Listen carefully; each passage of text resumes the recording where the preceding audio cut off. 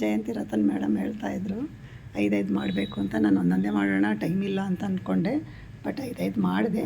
ಅದಕ್ಕೆಲ್ಲ ನನಗೆ ಸಹಕಾರ ಕೊಟ್ಟ ಕೃಷ್ಣನಿಗೆ ನಾನು ಧನ್ಯವಾದ ಅರ್ಪಿಸ್ತೀನಿ. ಯಾಕೆಂದರೆ ಇಷ್ಟೆಲ್ಲ ತಿಂಡಿ ಮಾಡಬೇಕು ಅಂದರೆ ಅಷ್ಟು ಸುಲಭ ಅಲ್ಲ.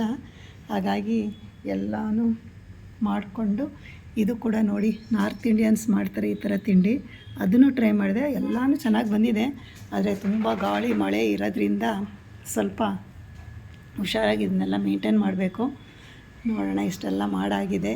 ಹಾಗಾಗಿ ನಂಗೆ ತುಂಬ ಖುಷಿ ಆಗ್ತಾಯಿದೆ. 108 ತಿಂಡಿನ ದೇವ್ರ ನೈವೇದ್ಯಕ್ಕೆ ಮಾಡಿ ಇಟ್ಟಿರೋದು ನಂಗೆ ತುಂಬ ಖುಷಿ ಆಗ್ತಾಯಿದೆ. ಹಾಗಾಗಿ ಇವತ್ತಿನ ಕೃಷ್ಣ ಜನ್ಮಾಷ್ಟಮಿಯ ಶುಭಾಶಯಗಳು ಎಲ್ಲರಿಗೂ. Thank you so much.